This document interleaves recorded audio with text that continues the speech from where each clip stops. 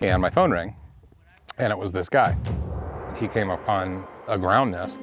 Everything happened like that. And we realized that nobody was going to come out. And we are now looking at weather moving in. Rain, snow. We go back in there. And it's getting closer to us. It's approaching us. Now something's up here behind us. Then we knew.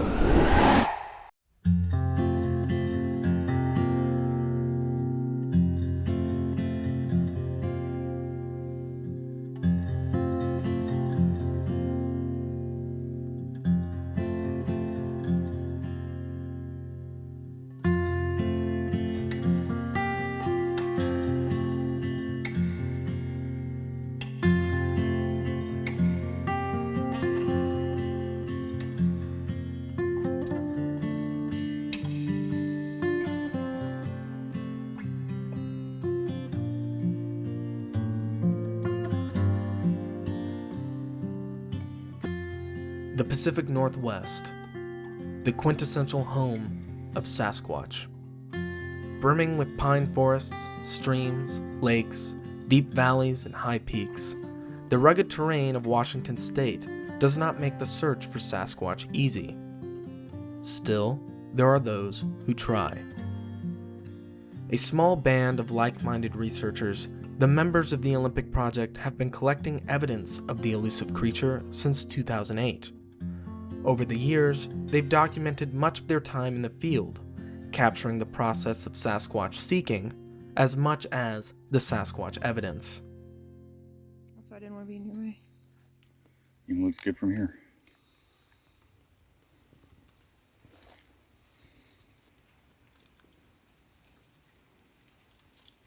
This heel's freaking awesome, dude. In the hours of footage shot primarily by Rebecca Slick, she manages to capture the aspects of Sasquatch research that most documentaries do not include. The tedium of true investigation, from setting up trail cameras, to establishing camp, from hiking in the rain, to sitting and taking notes. These activities are hardly television worthy. Yet despite how lackluster these scenes are on the surface, they define the true character of Sasquatch researchers. I'm interested to see if anything shows up over by the pond. Mm-hmm. What is that? Is that a porthole? Don't go towards the light, Chris. Don't go towards the light. I'm going in. I almost popped you accidentally. However, what the Olympic Project is today is different than the original concept of the organization. So the Olympic Project today is something different than what it was when we started out. When the Olympic Project started, it was an idea between myself and Richard Germeau, who was a sheriff up in La Push, Washington. We had gotten together about 17 years ago, and we were introduced through a mutual friend, and he came up with the idea of putting multiple cameras in very remote places that generally don't have cameras. So got a hold of Wally. Wally loved the idea, Wally Hersom, and he sent us a ton of cameras. So within like a month, we had over 50 cameras deployed on ridge lines, predatory travel routes, elk calving areas, game trails, just places where people generally don't go, where we thought we might have the best idea of catching a Sasquatch or the best possibility of it.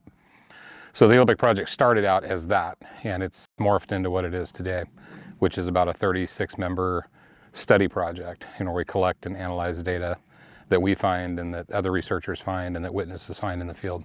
Our main goal is data collection on the Sasquatch subject.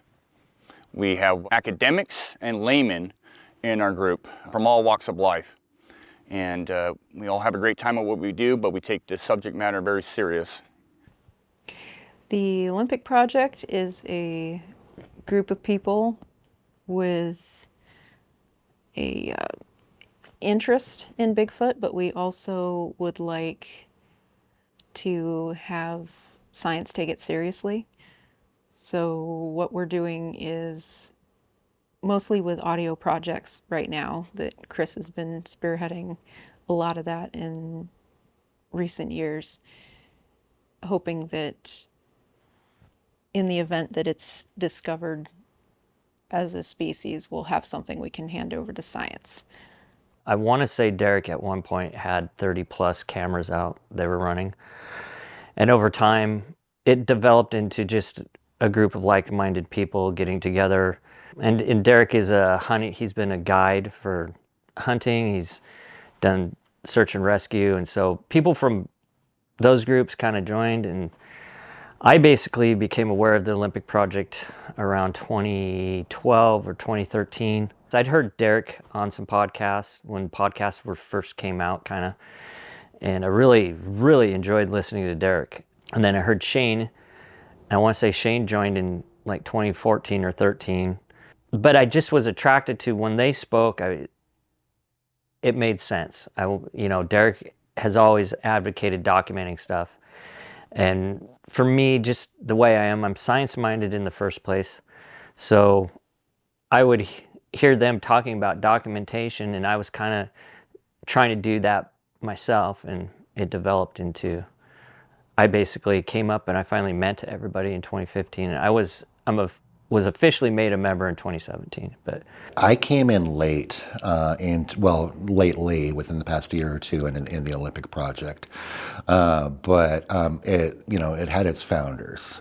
Derek started the Olympic Project very early on, initially a Sasquatch research project, but also Derek, I understand, was good in that he had so many contacts in that area with the park and with the Forest Service, and he had a lot of contacts up there, and utilized some of the Olympic Project in order to work with the parks and National Forest in just traditional animal stock population surveys.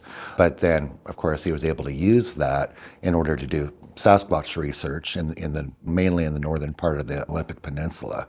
And then, fortunately, he found funding in order to get the property and get some wheels under it. So the Olympic Project, in its form, it's a select group of people who are doing different factions of Bigfoot research. And the way I was invited in, David Ellis gave me a ring and he said, "Do you want to be part of the Olympic Project?" And I told David, I'm not a joiner at all.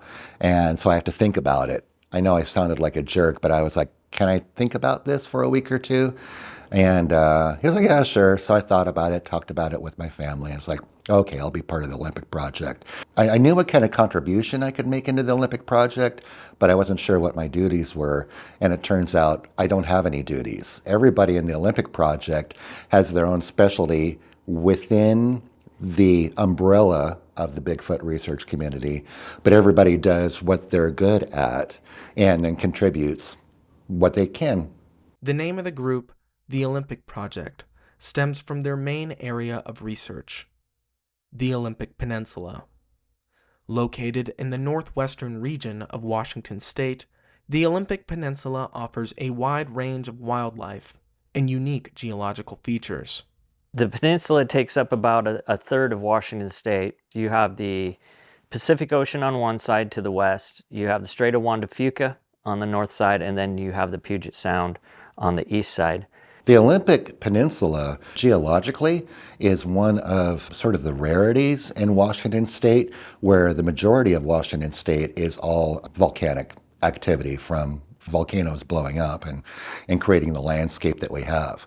But the Olympic Peninsula is rare in that it's one of the few places where there is, of course, historical volcanic activity up there, but it's mainly uplift. So that's why it kind of looks like a mini Rockies. And so the northern part of the peninsula is incredibly steep, rugged mountains where a lot of them, like mainly Mount Olympus, have year-round snows, and it's surrounded by incredibly dense old-growth forest. You'll see cedar, spruce, and it's incredibly dense forest. That mountain range captures the rain, and on the west side of the Olympics you have rainforests, temperate rainforests.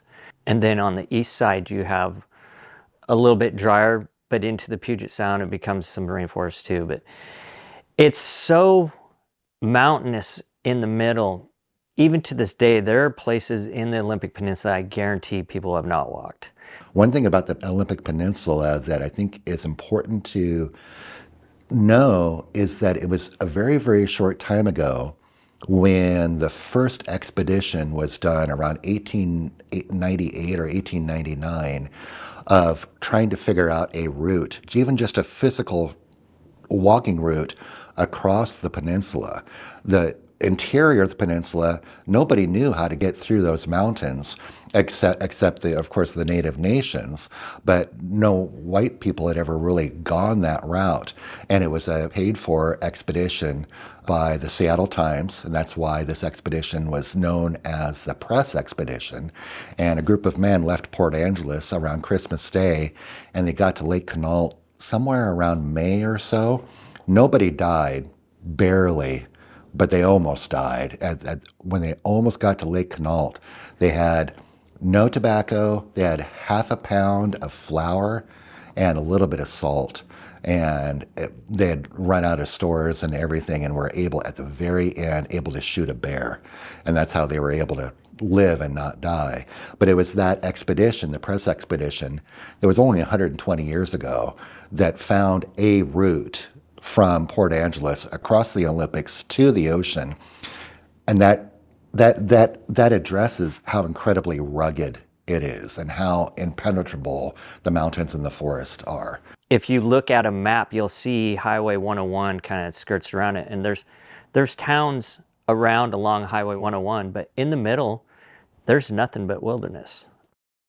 If there was something that wanted to hide from humanity, the middle of the Olympics would be the perfect place. The Olympic Peninsula is an absolutely magnificent area. It's basically 100 miles by 100 miles. It's a rainforest with a ton of different types of fauna and wildlife, including elk, black bear, deer, which mainly is the blacktail. We got mountain lions up here. Lots of different types of animals, lots of different types of plants. Black bear, bobcat, coyotes. We do have lowland fox on the west side.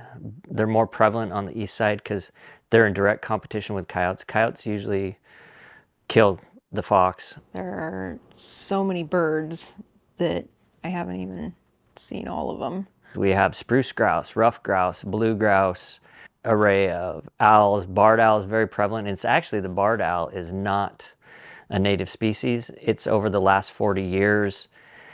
It's an example of an animal moving into an area that it, historically has never been, and they're very aggressive, and they push other owls out. So the barred owl is huge. We have great horned owl, northern pygmy owl, saw-whet owls.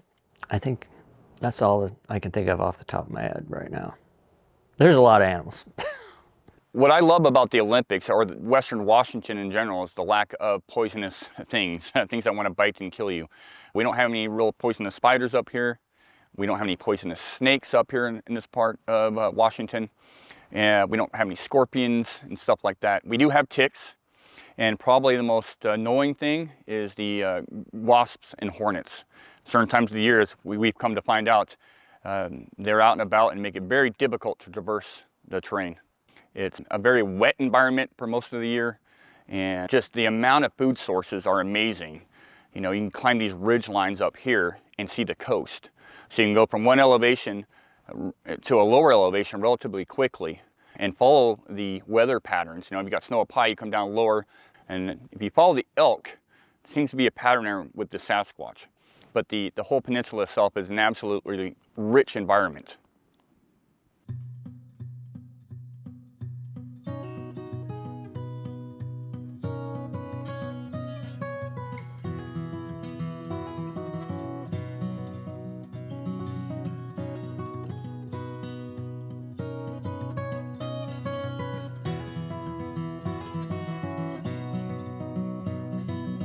While initially just a camera trap project, the ultimate path of the Olympic project would forever be changed in 2015 after an accidental discovery, which might just be the biggest Sasquatch find of the 21st century, the Nest Site.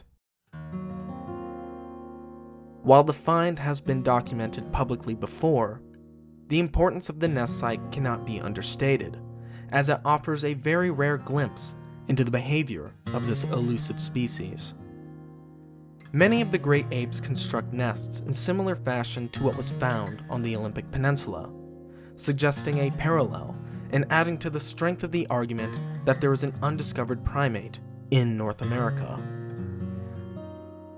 However, to fully appreciate the importance of this discovery, a clear and concise timeline must be given from when it was discovered to the work being done in the area today. About pushing 20 years ago, I landscaped a man's house, and he was the member of a very large timber company here in Washington State. He was one of the family members. And so I remembered him, actually. I've remembered him all these years because I thought he had a really cool job. And but I hadn't heard from him in like 14, 15 years and never thought about it again. So 6.5 years ago, we were up at the cabin. I was leading an expedition up there, one of our regular Olympic Project expeditions. And my phone rang, and it was this guy. And he remembered my affiliation with Bigfoot research, and he said, I've found something in the woods that you gotta see. You've gotta see it. And so it's important to note that this guy, one of the family members of this timber company, his job for the last 27 years has been to survey and ribbon off proposed timber cut areas, putting in the variances between the timber cut lines and the salmon-bearing streams. So here in Washington State, I believe it's 100 or 150 yards off of a salmon-bearing stream. You can't log down to that point. So what this guy was doing on this particular day, and what he's done for 20 some odd years, was going to remote areas that haven't been logged in 50 to 60 years and hanging ribbon lines, along this variance. And so as he was doing that, he came upon a ground nest that, for lack of whatever, it looked like a giant bird's nest, 5.5, almost 6 feet by 6 feet round, and not woven, but very carefully placed huckleberry boughs to form a foot-thick mattress. And just inexplicable, something you just don't see out in the woods, on the forest floor. So as he was looking at that, he looked around and he found a few more. And he actually got a little bit spooked, and he came out of the woods. He called me because he didn't know what else to attribute these nests to at all. And so he called me, and I got one of my tracker friends, James Million. And he said, will you meet us out there and have a look? And we said, of course. So 2 days after that, we met him out there, and he brought in one of the local officials here for the Department of Natural Resources, or DNR, as it's called out here. And we all met and hiked into the area. And the area was almost impenetrable.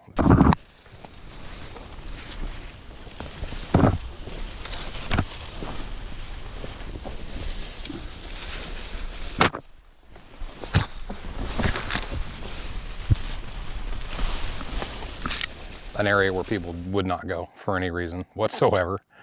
And it was also an area that was about 115 to 120 yards up from a salmon-bearing creek, very heavy salmon-bearing creek.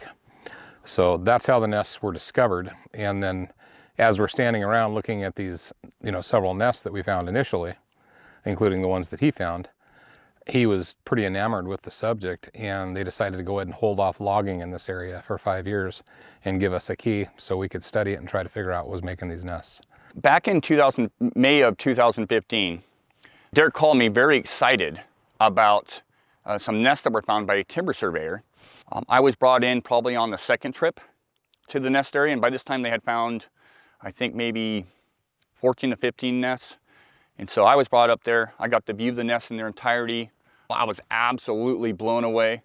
And we spent the next couple of weeks scouring the ravines and every finger, to the point where we eventually discovered a total of 22 nests. And that was over a span of a couple of weeks, and then it went into a couple of months where we kept looking for more nests. Here we are, one of the other nests up on the ridge, Shane laying down in it. This nest is right on the ridge line, right here, and right here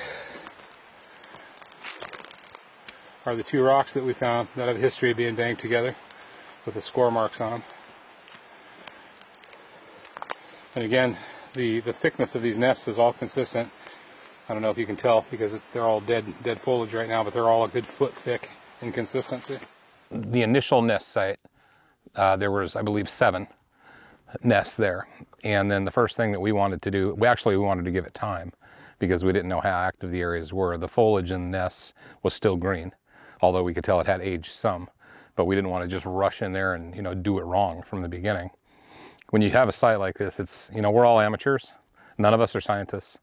We're just all amateurs that research on the side, basically. We're not experts on how to take a site and, you know, and work that site perfectly, Nat Geo style. You know, we're not those people, but we try really hard. One thing we do is we do call in experts, you know, in the field to look at what we found and documented. So in the beginning there, when we had found these, you know, 22 nests, we decided to we had gotten a hold of Dr. Meldrum and planned to have him come out. Dr. Jeff Meldrum is a full professor of anatomy and anthropology at Idaho State University. After examining Sasquatch tracks in Washington State in 1996, Dr. Meldrum has done much to further the field of Sasquatch research, including authoring the book Sasquatch: Legend Meets Science. When it comes to bringing Sasquatch to the academic world, one could not hope for a better representative than Dr. Jeff Meldrum. And in 2017, the Olympic Project brought Dr. Meldrum to the nest site. So Jeff, walking out here seeing this, what's your first impression? Well, I mean, there's no question that it's a nest, and it's been used as a bedding site by something. And clearly the vegetation has been pointed out, been stripped from areas, and you can see the secondary growth that corresponds to the approximate age, apparent age of the nest. And it is interesting, the fact that it's not a complete circle. I mean, right. Most bear nests, and not that this even necessarily bears a resemblance to a bear nest, would be very circumferential and rather circular in shape. They just kind of recline in a fetal position. This gives you the impression of a deep spot, and you know, something extend out, legs presumably, longer legs. Well, the only thing that I've been able to find that it matches very closely is a gorilla bed. Right. No, it does bear striking resemblance. And you know, the descriptions of gorilla beds that I've read of, obviously gorillas most of them reside in areas with rather lush vegetation, and you can simply mat down the existing vegetation, lie on top of it, and you're well insulated from the ground. Either that, or they bring materials from very close together, which would more resemble this kind of a situation. So when we initially found them, I started trying to find out right away what could be making these. I've been a guide here in Washington for years. The gentleman that was with me was also a guide here for years. Then we have this man out here. It's his job to timber cruise every day for over 20 years, plus an official from the DNR. And as we're looking at these nests, none of us had ever seen anything like them. You know, they're absolutely not bear beds. They are not deer beds. They are intelligently made. And as we learned later, the foliage had to be gathered and transported to each nest. So that's an opposable thumb deal right there. So that was just what was so crazy about it, was just trying to figure out, you know, what they were. So I just dove into the research, and after about 3 days of looking into it, the closest thing I could find, almost to a T, is a gorilla bed. Nest building is a fairly common behavioral practice amongst primates. Chimpanzees, gorillas, orangutans, and even humans build nests for sleeping, both during night and during the day. Most chimpanzees and orangutans build their nests in trees, leaving the gorilla ground nest as the primary point of comparison for the nests found in the Olympic Peninsula. Gorillas rarely sleep in the same bed twice, and sometimes they will construct a nest solely for a quick nap. Every member of a gorilla troop will create their own nest, aside from the very young that will bed down with their mothers. A gorilla will take leaves and surrounding branches to construct their nests. However, their nighttime nests tend to be a bit more elaborate than their daytime nests. Their nests are fairly large as well, with some reaching 5 feet in diameter. The nests found on the Olympic Peninsula are similar in both size and shape. And we were hoping to get soil samples to test for eDNA and look for hair. which we did obtain soil for eDNA testing, and a lot of hair that was fits the criteria of possible Sasquatch hair. With the aid of Dr. Meldrum, samples were collected from the nests for DNA testing, including soil samples for environmental DNA or eDNA testing.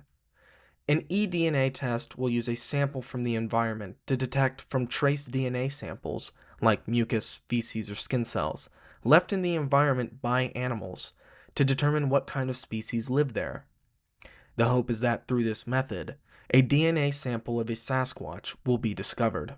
So Dr. Meldrum, we've spent a couple days and went out and explored the nest, and we've done some DNA testing, or DNA sample gathering. And you've got to see the site firsthand, and just curious on your honest opinion of what you saw out there. It was fascinating. I was really taken aback by the remarkable similarity of these ground nests with those that I've read about and seen photos of that are constructed by gorillas, for example, in Africa. There was remarkable structure to them. I mean, not only did we take core samples from the interior of the nests with the intent of subjecting those to environmental DNA survey, but we also looked very carefully at the structure of the nest itself. And it became very clear that these huckleberry boughs that had been broken off were in some cases essentially stuck into the ground, and then the foliage sort of plated into the rim, the raised rim of these nests. I mean, it wasn't just a haphazard scraping together of material into an insulating layer that is more characteristic, say, of a bear bed, but it was a very intentional construction that actually, to raise the lip to create a little insulative barrier from the moist soil.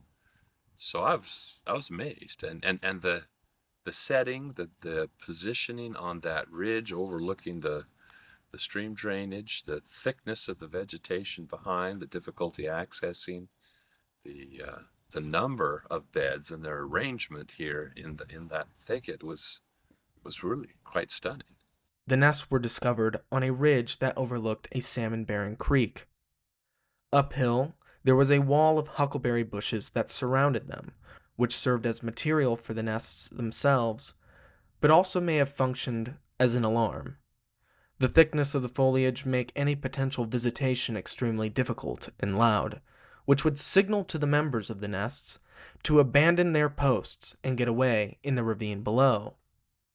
Combine that with the actual construction of the nests, with the primitive form of a bed frame made from branches that had been broken by hand and not by tools, and the idea of a hoax becomes unlikely. Okay, so on with phase 2. We're going to actually build a nest similar to all the nests that we've found, and in this depression next to the base of a tree, just to see kind of how long it takes, because we've been wondering how long it takes to build one of these nests with one person doing it, or one Bigfoot doing it, maybe one helping, handing him limbs and whatnot. So we're going to kind of document this and film it as we go. We'll film every few minutes here, but we're going to do it right here and see what happens and see how long it takes. Okay, so we're a ways into it here, 2 of us working together, and we have deconstructed one of these nests all the way to the ground, and we're building this one exactly according to what we learned when we deconstructed the other nest. So in several places around the rim of this, there were sideways branches stuck in as if to kind of to support the sides. So we're kind of doing that. But I'll tell you what, this is time consuming. So this nest that we're building is taking shape. As we're stacking the limbs in here, we're trying to do it very, very similar to, or trying to do it identical to what we found actually. And one thing is really, really clear. This is a job for something with an opposable thumb.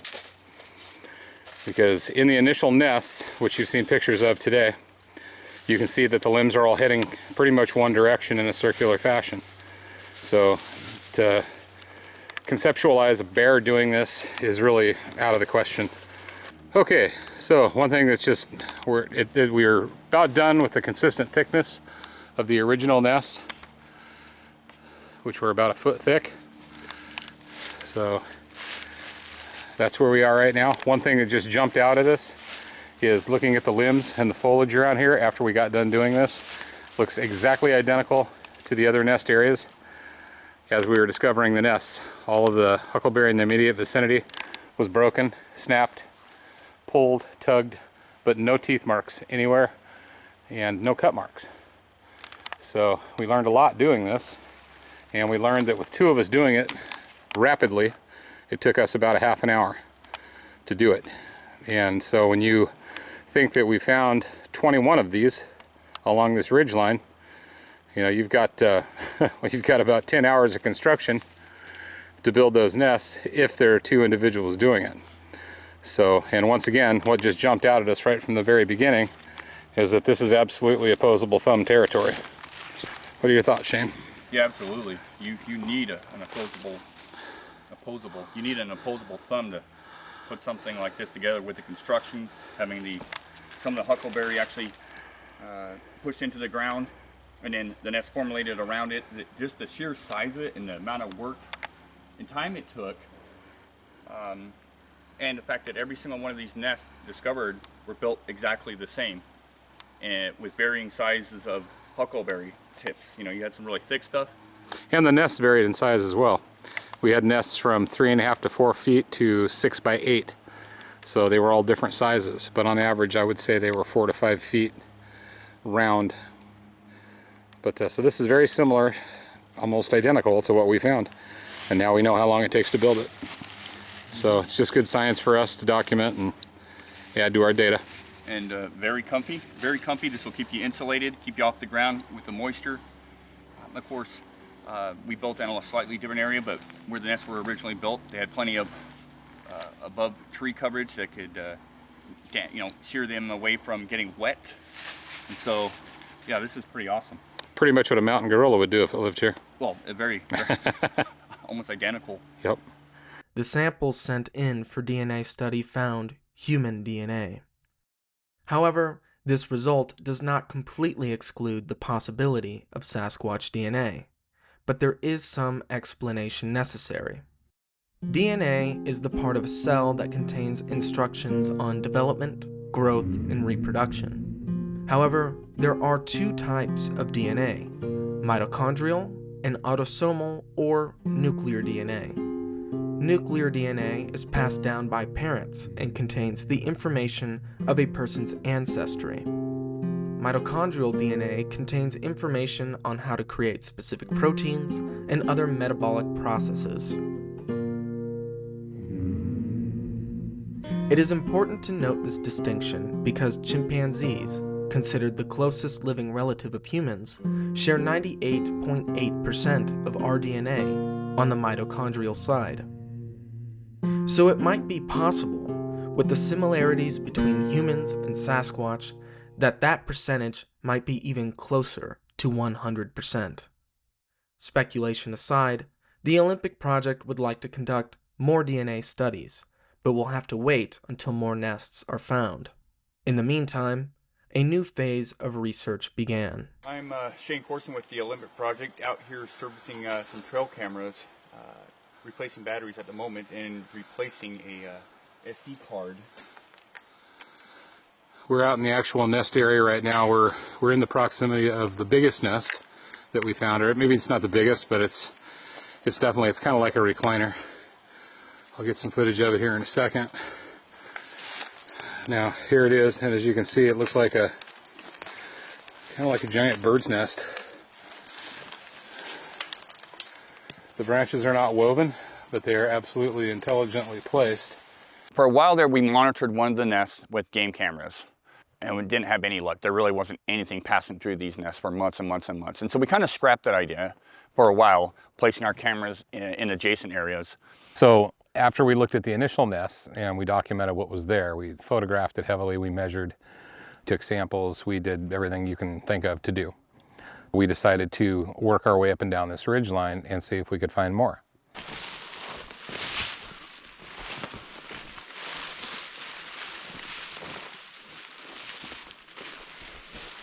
I came up for a public OP expedition in 2015, and that's where I met Shane in person and Derek and David Ellis. I'd spoken to Derek on the phone several times, but that was May of 2015. And while I was here for that expedition, they got the phone call from the timber company. I had no idea at the time. Shane later shared with me. From 2015 to 2017, me and Shane became pretty good friends. We went on some hikes together, some camping trips together in other areas, and he finally, in 2017, he called me up and asked me, do you want to go to the nest area? And I'm like, yeah. And that's when Todd, about the same time, Todd Hale came on, and me, Shane, Todd, and Rebecca, we all went into the nest area, and it was cold. I want to say it was in January or so, but. First time I went there, I think was February of 2018. By then it was about 3 years old, but you could still see them. They're broken down and degraded, but they're obviously there. Like I said, right here, see how it's flat here? There is a trail, but when we found the nest originally, it was, you know, it was up to here. But this was flat, like you could put your feet there, it was perfect for resting. And I remember the largest nest was so freaking impressive. It was 8 by 6 feet, 8 by 5.5, 6 feet. But when you went into it, just the sheer size was just like, oh my gosh. Because up until that point, you know, you hear rumors, well, they found bear beds or this or that, but actually seeing them in person, even after 2 years of degradation, I was like, holy crap, this is definitely our target subjects. And then actually physically walking into the area, I was like, yeah, this is, no one's hoaxing, there's no one walking down here. These are not bear beds. And so basically after that, that's when I started doing even more with Shane, and here we are. It definitely rules out any kind of a hoax. No one in their right mind would be down here. We spent about 5 hours down in that area, hiking down in that ravine and looking for anything. Okay, we're down at the creek below the nesting site. The nesting site is up, I'd say 150 yards up that way. I'm terrible judge of distance, by the way. But it's straight up and down. It's a good little slide down on your butt type of hill. But this is a very hard to get to place, and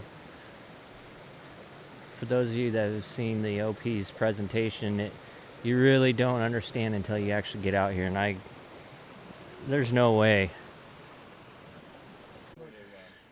Okay, we just hiked up from the creek. The original nests are on that finger over, up and over that way.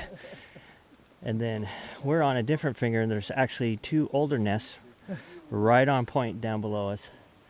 And we're kind of investigating this area, see if we can find some more nests. But we're all very soaking wet. I'm soaking wet from mainly sweat. Yeah. It's not even that cold. We just walked through that. And it wasn't really walking, it was crawling. So, tell you what, this is beautiful and just daunting. We've been pretty much going there ever since. Whenever I can. I don't go there as often as Chris and Shane, but I go there when I can.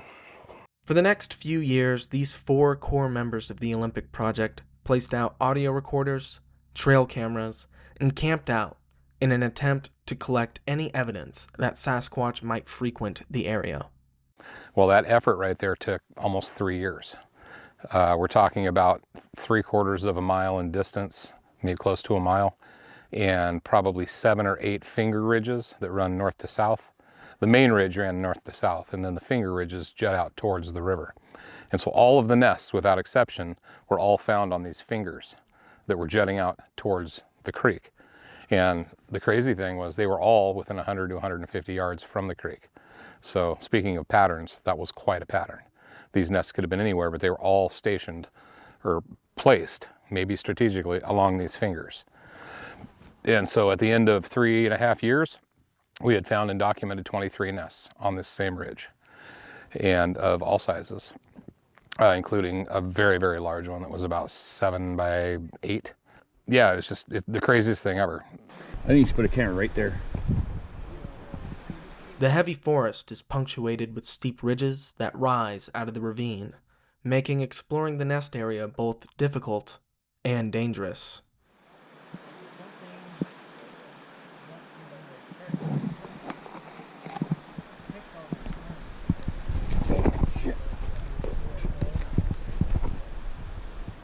And due to its geographical location, the nest site is not always dry.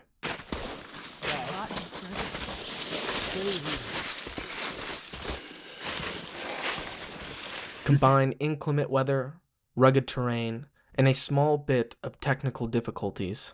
What setting do I put it on here? What setting do you have it on? I can't even see it. I don't have my glasses. I don't even know how to set this thing up. I don't even know how to set up this thing. Check this out. And the true nature of Sasquatch research becomes abundantly clear. Real research is not made for TV. It's just not.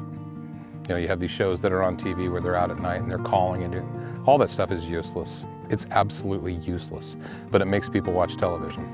I hate to say it, but it's crap. It's absolute crap. That is not real research. Real research is boring and tedious.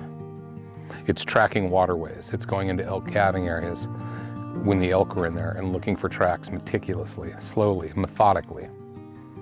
Not beating on trees and screaming at night. It's finding things and documenting them in a scientific way. And again, it's not made for TV. It's really not. It's made for people that are patient, that want to go the long run, and want to stay the course. You know, whether it's studying a track find and doing everything scientifically that you should do to document that one track. If you aired that on television, people would turn off in 2 minutes because it's not interesting. But that's what real research is. It's not the shit you see on TV.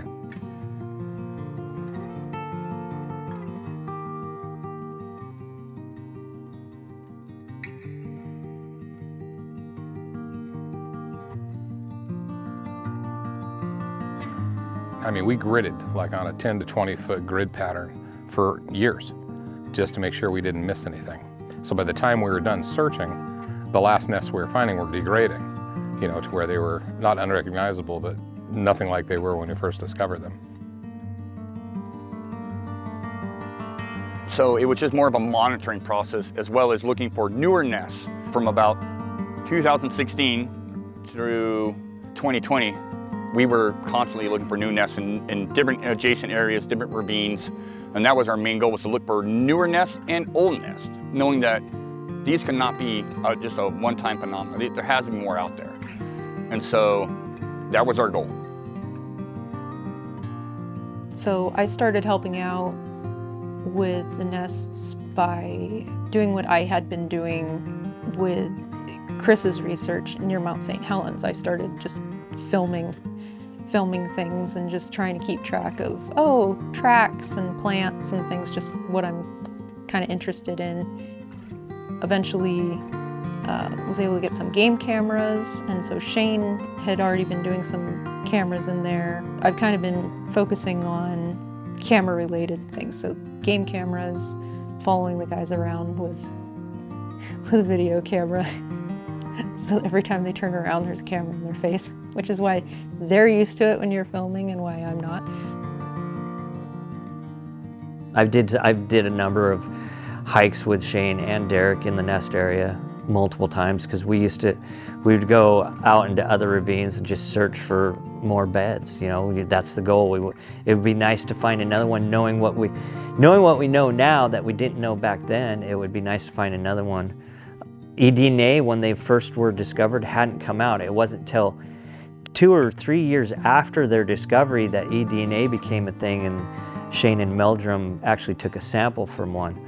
But it would be nice to find a new one, like, you know, as fresh like the original ones, and we could collect more samples. We'd do things differently.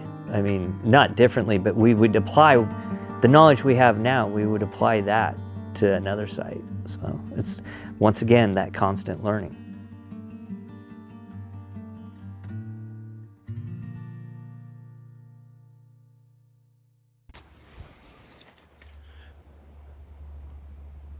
We're going through this off trail. We came upon something right over here. Big, breaking branches. We both drew our weapons. It went from straight in front of us down to the left. So February, early February of 2020, Derek Randalls and I had been talking, and we were looking at a whole nother ravine area that we had somehow just avoided. So Derek got a hold of me one day, and we drove out to this area. We hiked around it, and we just explored a portion of this ravine that was very similar to the original nest area. A western-facing slope, a seasonal salmon creek, very thick with huckleberry. So it kind of matched the criteria of what the original nests were discovered in. And we spent a whole day searching a portion of this area and possibly found some older nests, maybe. You know, they would have to be 6, 7 years old, but we couldn't say for sure that they were nests. Well, a couple weeks later, towards the end of February, I invited Todd Hale of the Olympic Project out to camp and search out this ravine. And so he came out with me, and we started setting up our camp at the end of this like logging road area. There we go. I'm trying to video here. Sorry. Big town monsters right here. Big town. This is a cool spot too. It's colder though, 42. We parked, we unloaded the trucks real fast. Like in 15 minutes, we were already hiking down this road, and then we broke into an area where he and Derek had found some really old degraded nests, and we were trying to get to that location when that happened. I wanted to get down there, just show him the ravine, show him where Derek and I had looked and where Todd and I were going to look the following day. And we get right up to the edge of this ravine, and I could kind of make out a little bit of a finger, very familiar to me because of where the original nests are and how they were located. Everything, it was raining, it was wet. I slipped on like a tree root and fell. And when I fell, I was like, oh, and I cussed. And as soon as I fell, that whatever it was must have heard me, the impact on the ground, because Shane's like, shh, be quiet, there's something up there. Oh, hold on. Shh, we got movement. Shh.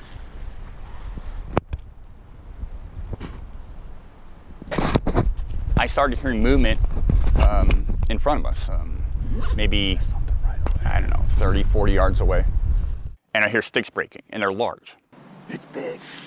So in my mind, you know, I'm thinking black bear, elk. It sounded too big to be a deer.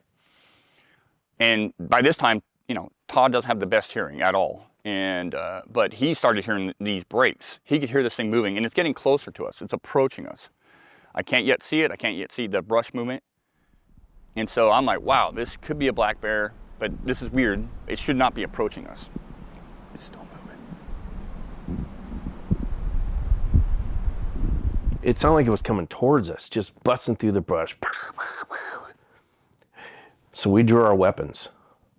And then it seemed, the sound was coming towards us, and then it seemed like the sound started going away from us. And then it went down and left. So Shane's like, right, if we're facing this way, this sound is over here.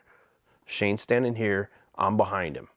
We're staggered, and we have our guns out. And we're waiting to see this bear or whatever it is.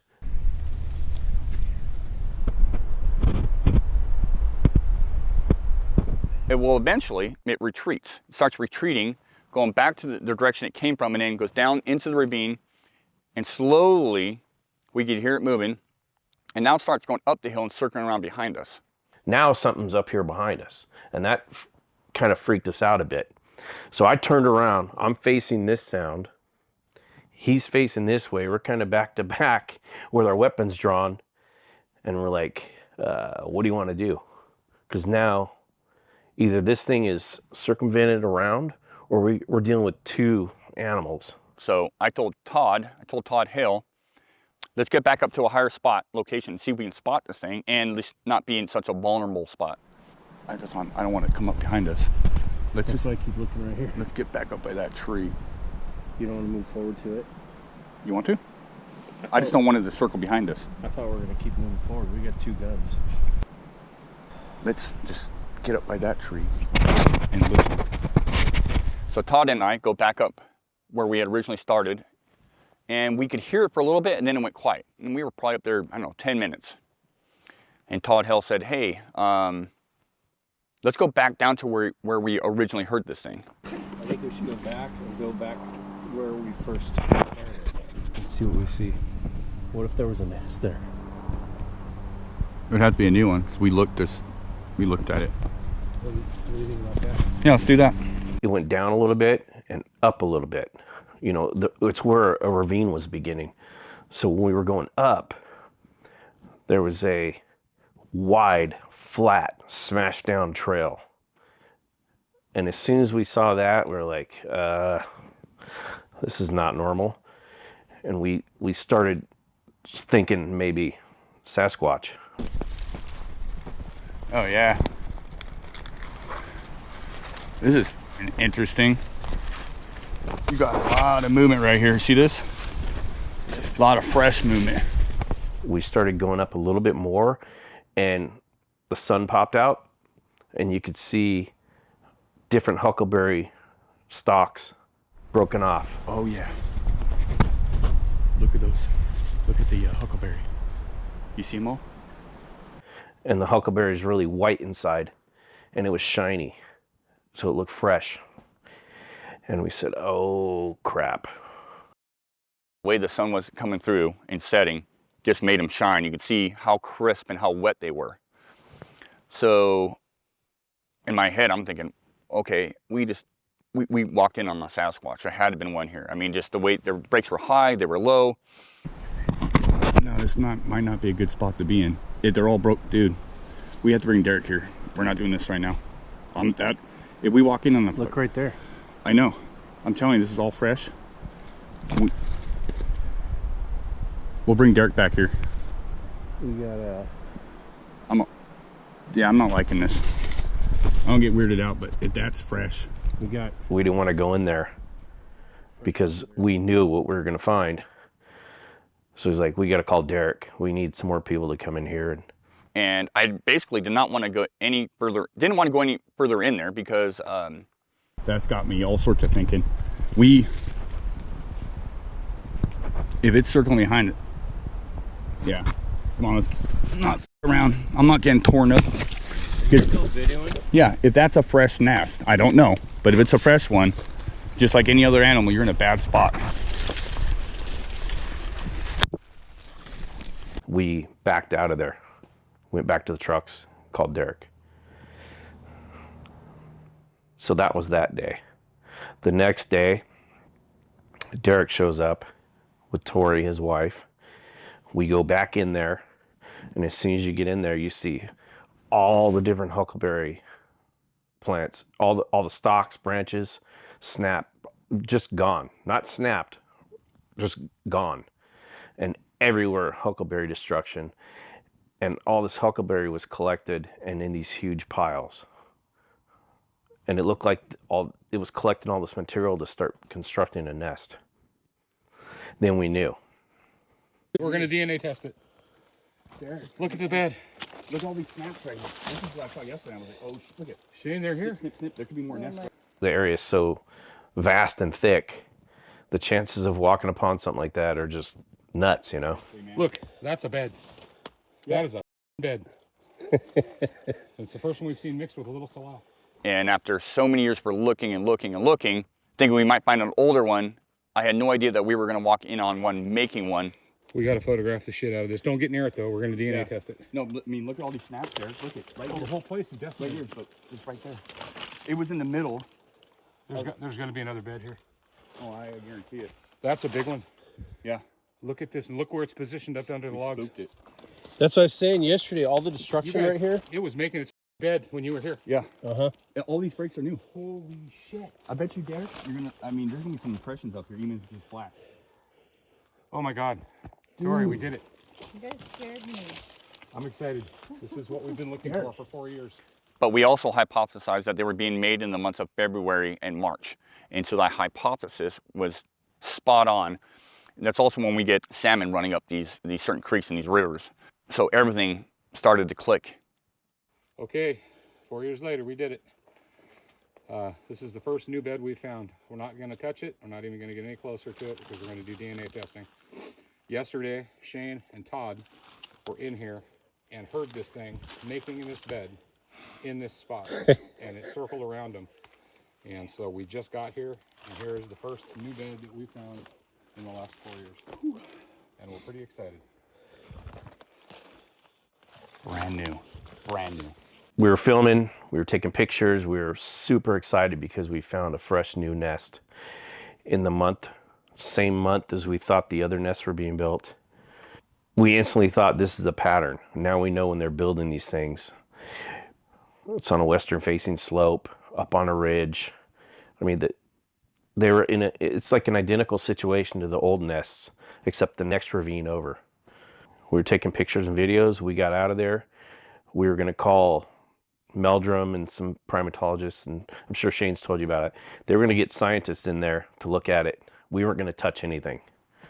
And then COVID happened. And we realized that nobody was going to come out. And we are now looking at weather moving in. Rain, snow. So we decided to go in there and just collect as much as we could. Everything happened like that. It was fast. So jackpot on a tall break, approximately 7 feet off the ground, about 6 foot 3 inches off the ground. Hair with follicle. Look at that. Jesus Christ. Going over the hillside right there. Okay. You guys haven't been over there, have you? We haven't been anywhere. No, we just came in and now. So that's under the log. See the fingers? Holy Thumb way the over here? are you kidding me? Dude, my hands, I put my hand next to it, see it? Yes. Has it got any dermals? It's like bam, and then it reached up over the log over there, and you can see another impression right there. It's hard to see in the picture. James Millian had found handprints. Back around where that thing had come up behind us, there was a bear tunnel through the huckleberry, and then there was a game trail. And on that game trail, on the side, it was a steep ridge like this. And something had been on that trail and put its hands on the side of the bank. That's where they found the handprints. James Millian of the Olympic Project went down to see where this thing had circled around us. He wanted to see if there was a tracks, a trail, and after about 40 minutes of hiking in this area, just searching, he found this right where we basically think this thing started to ascend the hill. There was 2 hand impressions, this being obviously the left, and there was a left and a right.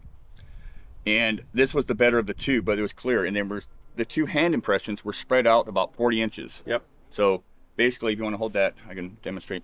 Basically, what we're looking at is you got a game trail down below where this thing must have walked, and then you have a hill. And there's a large fallen log. And it was behind the log, and you had a hand impression, just like this. But that log kind of shielded it from our vantage point, so we would never have seen it. So then as they proceeded to collect the nest material, we found footprints, more knuckle prints. And that's why we brought in Cliff Barrickman to come in and help us cast some of the 14-inch impressions we had discovered, including a handprint that James Millian had discovered, 2 handprints, and a partial. And that's really about it. That's during that couple-week period. I was coming in there on the weekends. Some of the guys were going there on weekdays.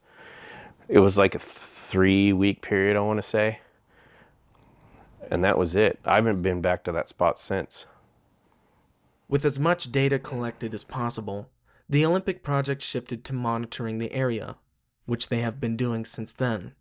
In the next installment, we'll be taking a look at the results of the monitoring of the second nest site, as well as taking a deep dive into the audio recorded there. For now, though, one lingering question remains.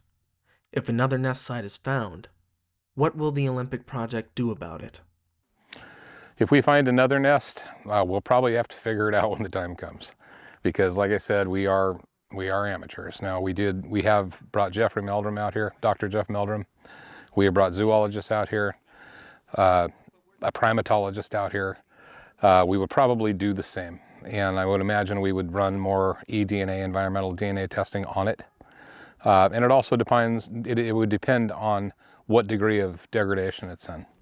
If it's old, then it's like, go for it, mess with it, test it, dig it up, whatever you're gonna do. If it's new and fresh, then you're running the possibility that they could be in country. They could be around there and it could be a used nest, or it could be an area where they're gonna come back too soon. So what we're gonna do with it probably would depend on how fresh it is and just the whole situation. To look for Sasquatch is to look for a moving needle in an ever-changing haystack. But the incorrigible attitudes of Sasquatch researchers keep the search alive, even when no one is looking. It takes unwavering dedication like this to bring us closer to the goal and bring us further along the road to discovery.